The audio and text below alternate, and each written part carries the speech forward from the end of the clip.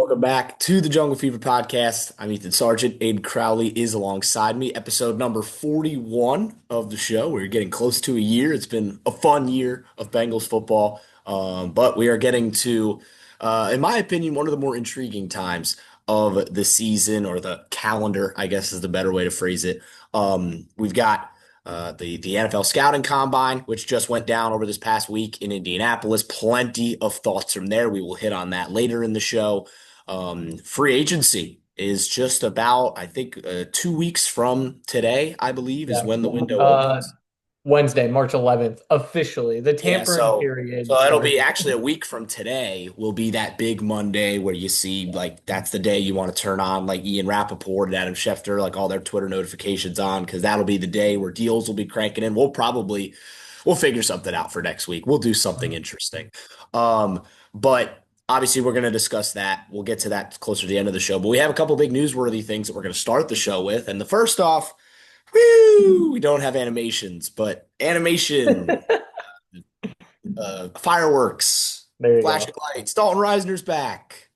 Bengals get Mhm. it done. 1 year. I believe it's a $5 or $6 million deal. It's a $5 million deal. Great job, right? Look, it took him dragging, kicking, and screaming, and a guy who very clearly was adamant about staying in Cincinnati. Actually, just said a matter of moments ago. He's literally, I think, on the podium in Cincinnati as we speak. Um, just about, he didn't even want to test the open market. He wanted to stay. And you got to value that 100%. And Dalton Risner now comes back. And for the first time in over a decade, the Bengals are potentially going to run the same offensive line back, which, if you had told me that about a year and a half ago, I might have punched you.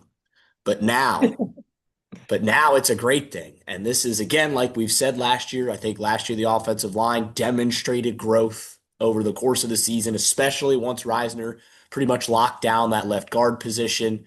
And now I think the biggest celebrator is number 9 today. Joe Burrow will be a very happy man to have his 5 guys in front of him once again. Dalton Risner's back, Aiden. Your thoughts? Yeah, this was obviously a layup. There were a section of Bengals fans that Yeah. were concerned throughout the week. Or throughout this past couple months, I should say, and I never understood it. Again, we've talked about it a lot on here, is that deadlines get deals done. The Bengals didn't really have a motivation to get it done. So they were just going to wait. And now that we're about 2 weeks away from the deadline, we're getting closer.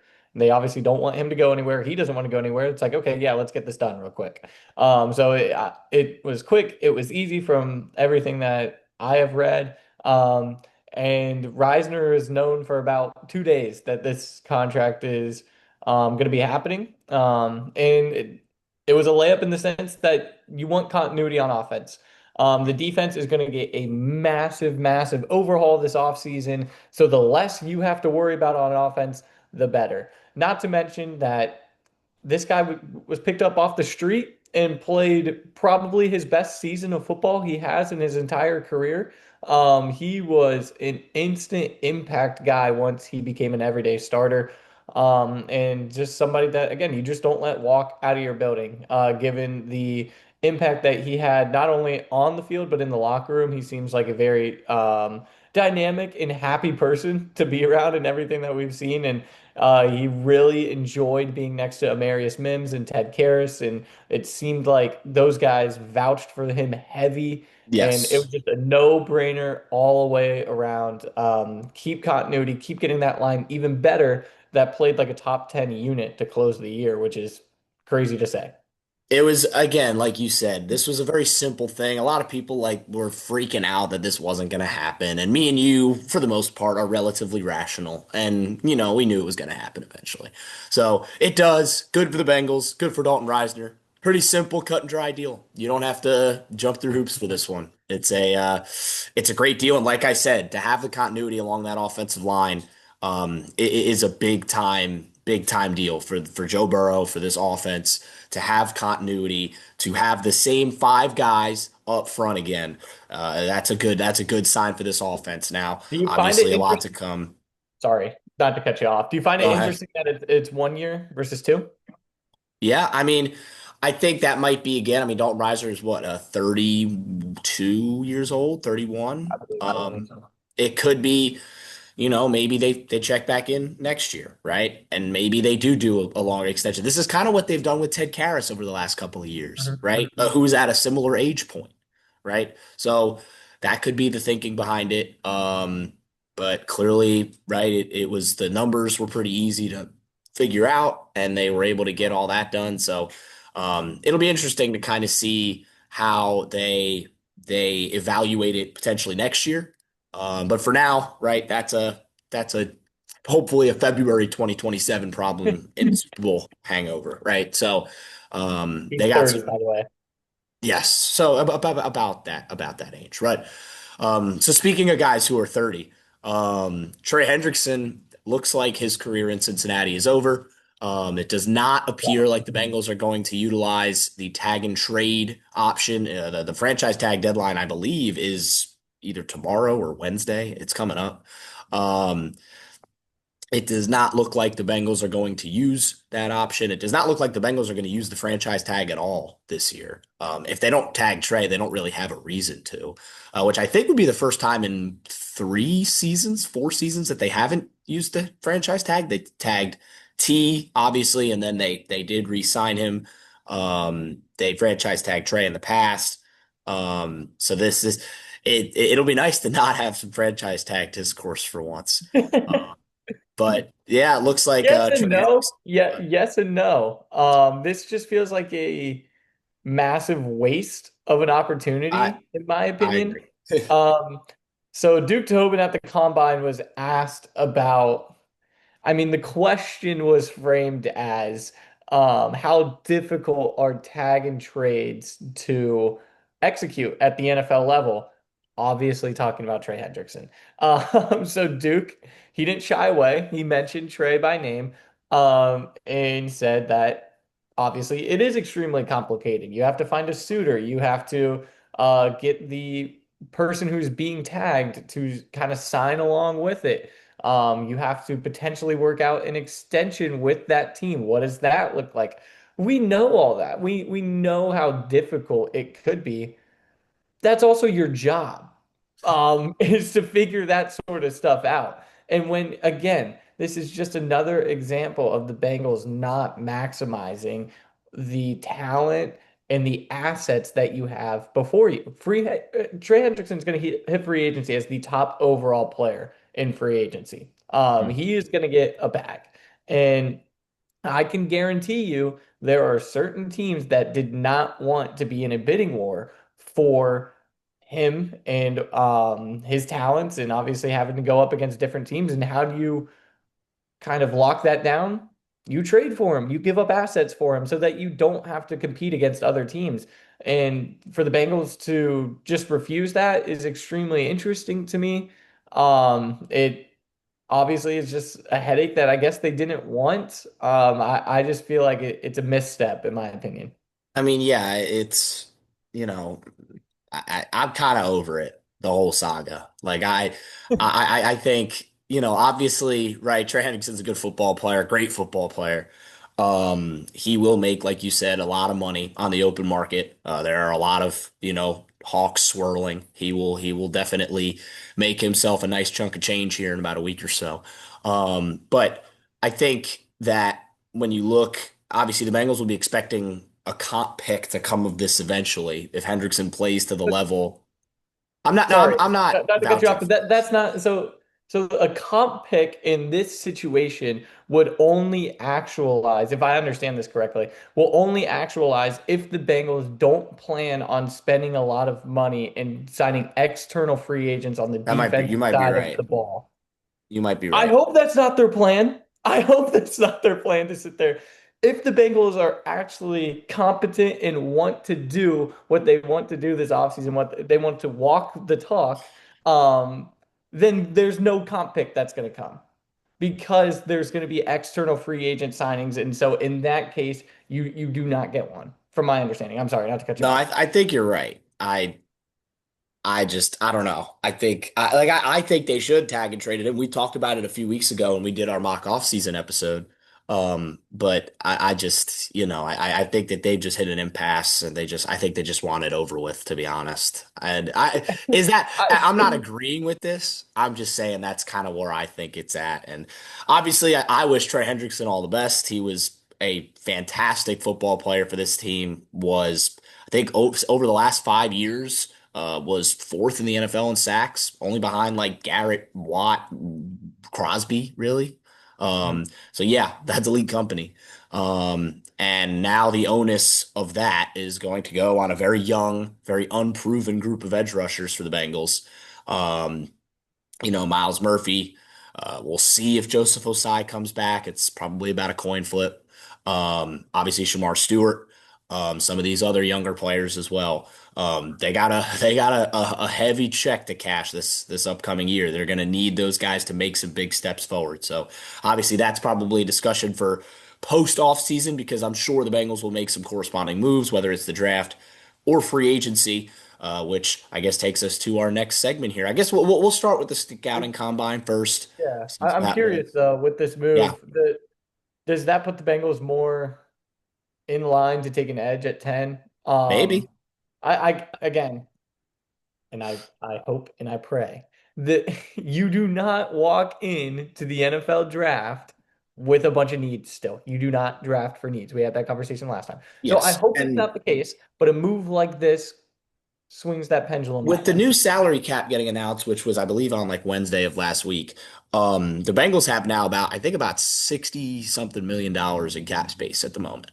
So they have some cash to play with right now. How they utilize that remains to be seen. We will discuss that towards the end of this video. Let's talk. I'm going to go through here the list of all the guys the Bengals met. You're going to notice a pretty common theme between the guys that they met at the NFL draft.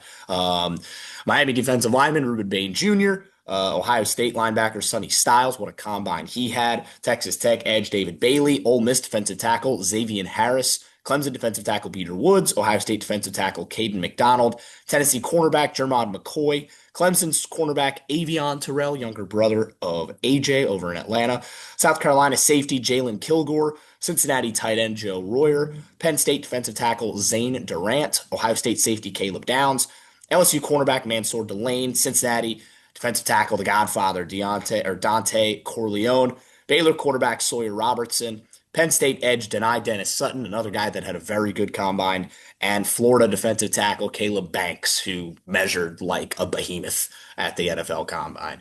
Um, It didn't take measurables to figure that one out. Oh, Caleb Just Banks is a look at very him. large, very physical human being. Two separate Godfather references in the Bengals meeting. Sonny Styles, there was a good interview that came out where his name isn't Sonny. It's what was it, Alex or something like that. And his parents called him Sonny because of the older brother in The Godfather who had the crazy temper. And then obviously the Godfather down in Cincinnati, Dante Corleone, who is there. I That's the literally just coolest. watched. That if we were drafting based off name, Dante would be the 1-1. Mm, mm. I wouldn't mind Dante at all in this draft. Period. I think he's a great football player that should be there in some of those later rounds. So The a good medicals meeting for got to Bengals to check out have. with him. Um, I think obviously they met with a lot of the obvious guys, which is something they haven't always done. But like last year, for example, you can't take meetings for everything, right? They did not meet officially with Shamar Stewart at the combine last year. So like they could throw us a curveball, but a lot of these guys are guys that are projected to not only be there at 10, but be in the Bengals crosshairs, right? Obviously Downs, some of the big defensive tackles, some of the edges. Some of these guys like Bain and Bailey may not be there, right? Some of these guys may well be there. So, especially, and then some of those later guys are potential second, third, fourth round pick options. Also, keep a note, I do think the Bengals, I've said this before, I think they're in the market for a quarterback. I think that they will be looking for a draft QB. They met with Sawyer Robinson, who is a solid quarterback at a Baylor, high floor guy, I think, in my opinion. I think on day three, look for a quarterback. I would expect one to be taken. Of those names I just mentioned, Aiden, obviously a lot of guys we've already discussed at length on this podcast, but give me one or two that kind of caught your eye and saying, huh, that's an interesting meeting. What do you think about that? To be honest with you, there weren't really any. I wasn't too shocked with Yeah. any of them. Maybe Yeah. McCoy out of Tennessee, just because it feels like he has a lot of question marks surrounding him, and I don't think Hmm. the Bengals necessarily need to be in the market for a guy with question marks. I don't think they can afford. They cannot. I don't think they cannot afford to swing and miss on this first round pick again. So a guy who's coming off injury, who could very well be the best corner in this draft. I think he has the ability to. I think he has the athleticism to. But what does that look like after his ACL tear? Who knows? He didn't play at all last Right. year, right? Did not play a snap of football in 25. In 24, he was phenomenal, but Really good. that was a year ago or 2 years ago, I get this at this point. So I think that was the one that I was like, I don't know. But you kind of just see how this board falls, and there's so many There's different ways that it could go. So I guess you got to do your homework, but I yeah. would not be in love with a pick There's like a that. couple names that aren't on that list too. They met with a couple of the big O linemen too. They met with Myalga. They met with Fano. I'm telling you, people will lose their minds if that's the pick, if they go O line, because everybody's going to want the Bengals to take defense, which I understand. But if one of those two big tackles falls to you, especially if it's left, Orlando Brown Jr. is entering the last year of his contract. I would not be averse to drafting a left tackle. I will say that much, or a left Can I guard, say something that might make me please. might make people hate me? Oh no. I'm just saying he crushed it at the combine. And if they, I don't think he will be there at 10. If there's any world where Jeremiah Love is there at 10, do you think about it? Do you Absolutely, think yeah, about it? yeah. You create the greatest show on turf again. Why I not? mean, it's just at that point, it's best player available. Hopefully, you've done your work in free agency. But I I mean, wouldn't see. Look, I obviously if Love is there at 10, I would like to take him. If I don't think he will be again, no. based on what he's done at the combine, based on the rumblings. Um, but I would love to see him go before the Bengals because it's one more of those good players that kind of comes out. Now, I hope he does not go the pick before the Bengals. I will say that much. But I hope he goes to like I wouldn't mind seeing him in New York with the Giants, right? Maybe Or Tennessee like a has New a crack, Orleans. right? New Orleans, yeah, at number 8. All good landing spots for him. Just don't go to Kansas City, please, for the love of God. Um, but yeah, obviously the combine, I Sonny was gonna say Styles, crazy. Styles was crazy. Sadiq had Kenyon Sadiq, yeah. an insane combine. And again, it's one of those guys where it's like, no, you probably don't pick him at 10, but do you do you think about it? I don't Sadiq's know. only very slight knock, and it is just the frame isn't like a prototypical tight end frame. He's a little lighter, he's a little shorter than like the average NFL tight end. But I mean, from one of the things I was reading, he blew people away with his knowledge of the game in meetings with some of these teams. Like he was breaking down full schemes, right? Understand, like, look, having that high level understanding of the game is really important.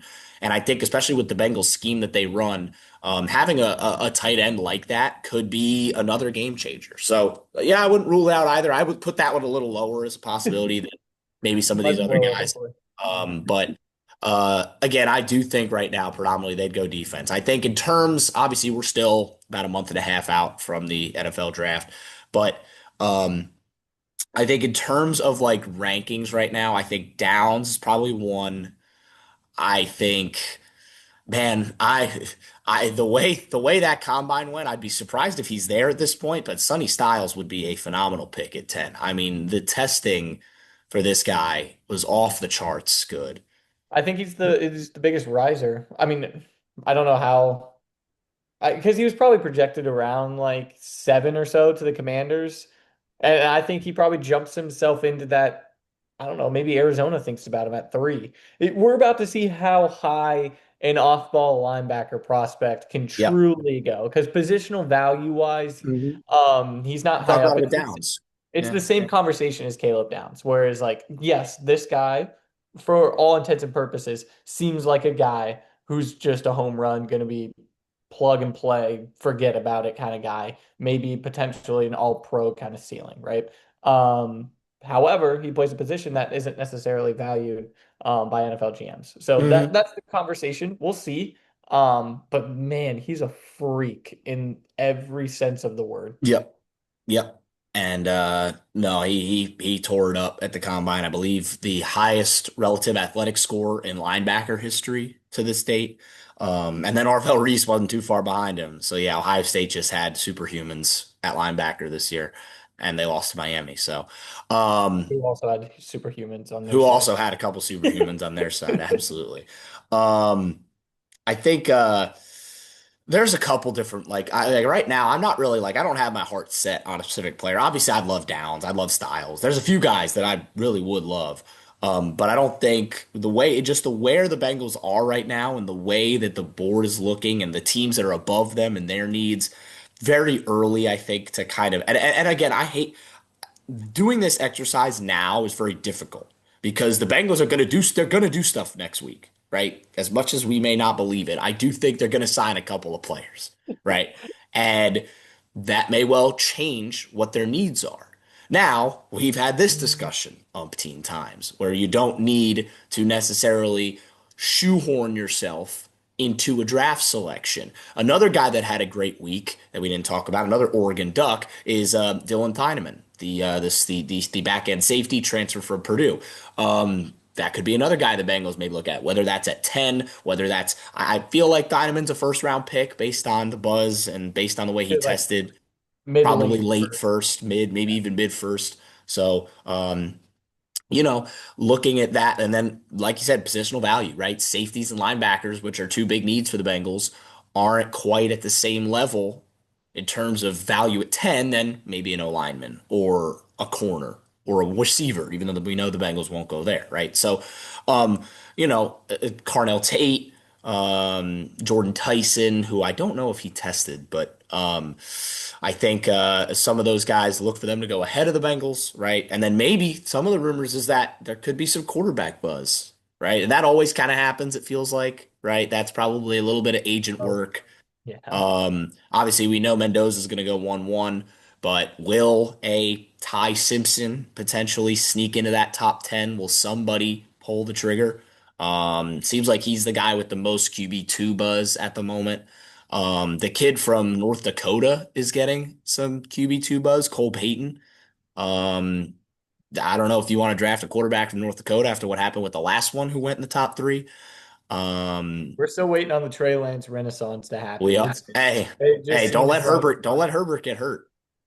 Don't let Trey seems par for Lance, the course right now. don't let Trey I Lance will come say it's in and interesting. A dominate. guy who's falling, and feels like he's almost like free falling over this process has been Peter Woods. Is Hmm. there a universe where he falls to the second round and the Bengals scoop him up? I mean, I do that feels like a position they might attack in on day two rather than day one. Just based on right. where the draft is right now and based on kind of the way that the board is falling and who's rising and who is falling, like you said.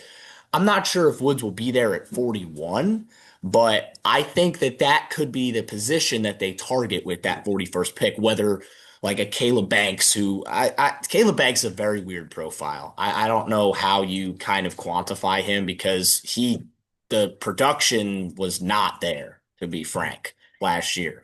But he is a physical specimen, right? He is a animal in a lot of ways. So he's a tough evaluation. A lot of these mid-tier D tackles, like it's a drop off. It's not the deepest defensive Right. tackle draft either. So that's the other thing. Could that be a position they attack in free agency? We talked about John Franklin Myers, right? Could they potentially look at him?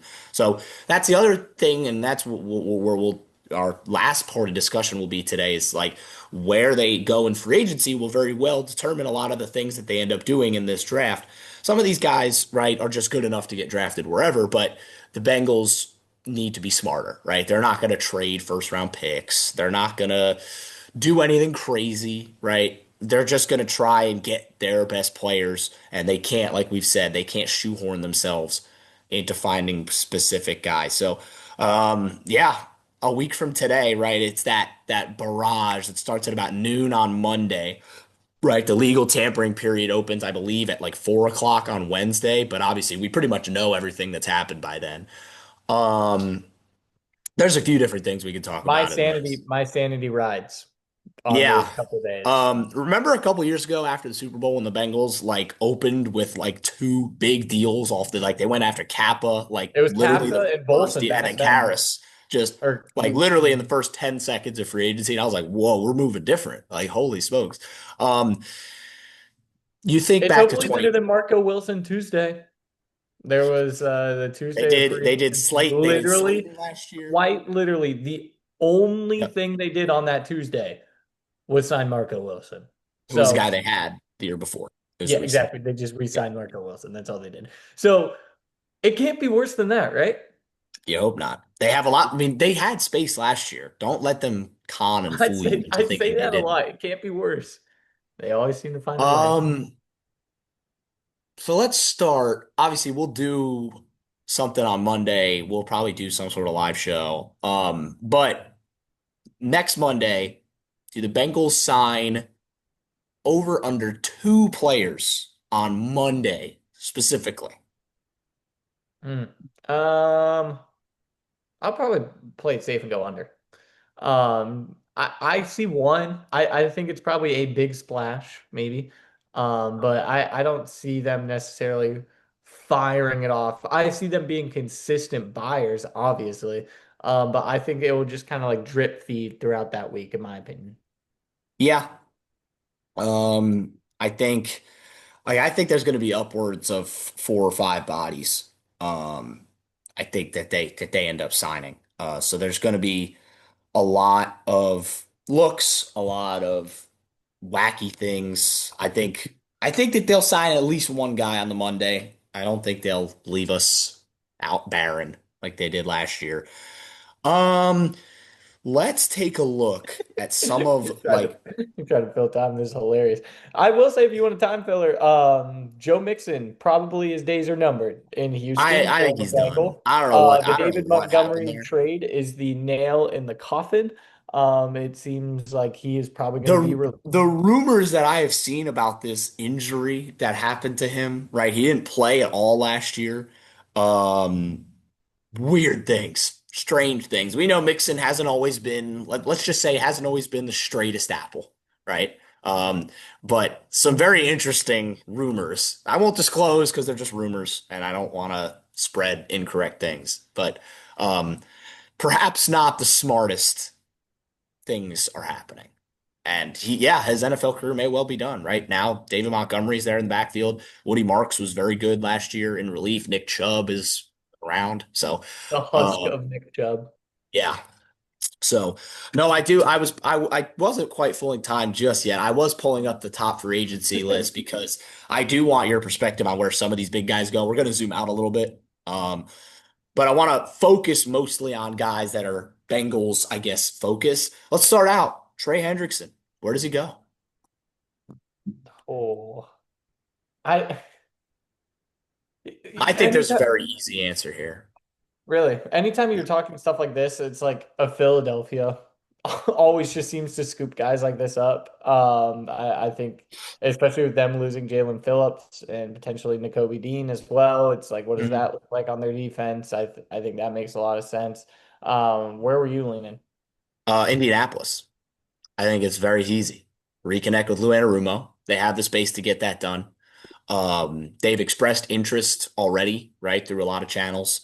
I feel like if a good offer is on the table for him from Indy, I feel like he would be inclined to go there. But yeah, that's my easy take, right? I feel like I do think that's a little bit of a layup, but a Philly maybe could potentially take a big splash. I would love to see him go to the NFC just to stay away from us. That would be nice. So I think the Bears could be in the market for a guy like Trey yeah. Anderson as well. Yeah. Yeah, that experienced edge rusher, right? Get that proven production. Um there were a couple other guys I wanted to discuss. What about because I think and I've seen some rumors already today. if the Bengals take a big swing, I think it's going to be on this guy in particular, Devin Lloyd. Yeah, I mean, the rumors you're talking about was, I guess you can call it a report, maybe, that the Bengals, People make stuff up this time of year a lot. So, journalism of 2025, yeah. is that the Bengals and Pats, the Patriots, are interested in Devin Lloyd. This would be a home run. This would obviously be phenomenal. I think the Jaguars want him back, but did he price himself out? That's the question. Did he price himself out of the Bengals? I think that's probably more likely to ask yourself because I think he's going to command about $20 million a year. Um, that's steep. But he's 27. He's a game wrecker. He's incredible. He had 5 interceptions. He had a 99-yard pick six against Mahomes. That was incredible. Like he's an athlete. He's around the ball. He's a difference maker. He makes a lot of sense. I don't think he necessarily fits the Bengals profile for free agents they like to go with.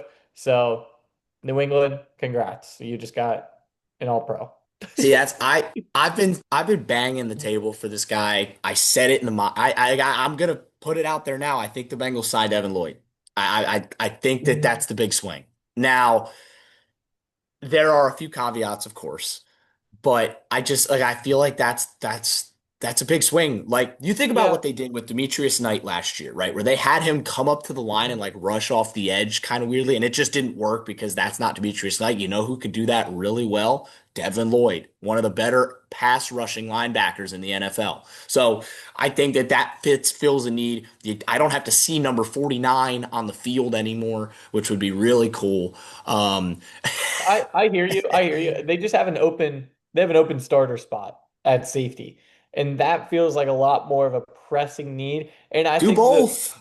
I you're right. Well, now you're asking too much. I think the mid-level linebackers just profile wise fit a lot more of what the Bengals want. I hear you. I would love it. I just don't see it. The rational side of me is saying no. The fan side of me is saying yes. But I think if they do take a swing, it would be in the secondary, specifically at safety, because that is the open spot right now. So I will now give you three players, and I want you to rank them from top to bottom in terms of which it's going to be three players from the same position. I want you to rank them in terms of likeliness to be in Cincinnati by the end of the day on Wednesday.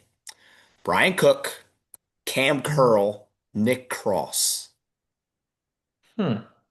Um, I'll go Cook one. I think that he's somebody you talk Bengals profile. He checks a lot of those boxes.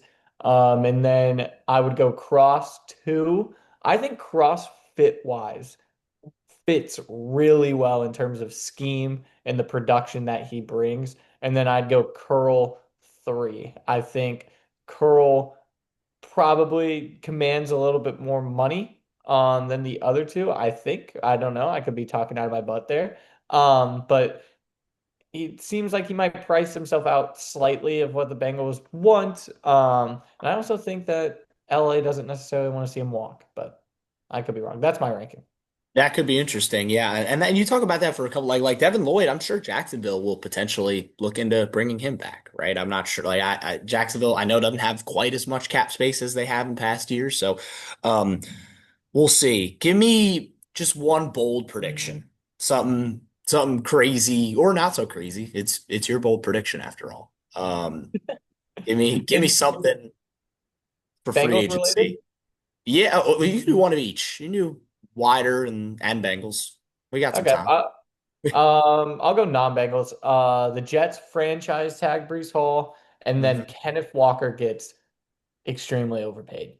Mm. And I think it is going to be by probably the Seahawks. I think they bring him back. I love K9. What he did in the playoffs, phenomenal.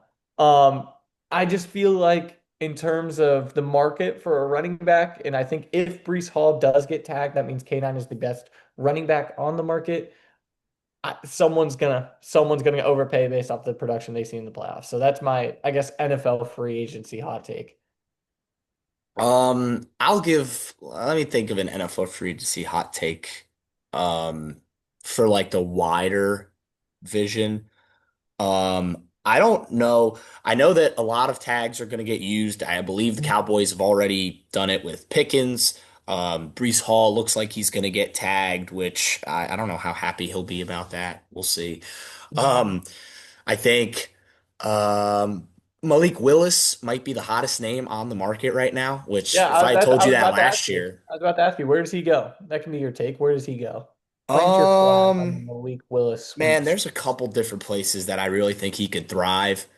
I would really like to see Malik Willis thrive because I think it would be a good benchmark for a lot of young quarterbacks in terms of you don't have to start from day one to find NFL success, right? You don't have to be the guy from the jump, right? Malik Willis He was got, in Tennessee. he didn't, and then he started Tennessee, and that was an awful situation, and he went to the bench there, and It's the now he Sam went to Darnold Green thing. Bay. Yep. And he got a chance and he played very well in limited work last year. And yes, somebody's going to take a big swing on him. Um, there are a couple teams.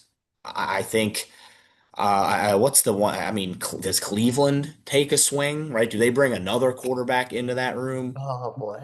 Um, I think, I got one for you. go ahead. Miami. Yeah. Yeah. I think Obviously, Tua's out the Tua, door. because By the way, they I've haven't seen officially cut Tua yet, have they? no. I mean, I it's think like the most I think gonna Atlanta could be in happen the thing market ever. for Mr. Tua Tagovailoa. There's been some smoke there. Atlanta link it up with Tua, then the door is open. Then I see Willis in Miami potentially. That'd be Um, fun. okay, I do have one. Tyler Linderbaum leaves the division. There's my take. I think he leaves Baltimore. I think he goes to the NFC. Um, but I don't think that if I don't know how bold this really is, but it doesn't really seem like Baltimore and Linderbaum are on the same page in terms of valuation for a center.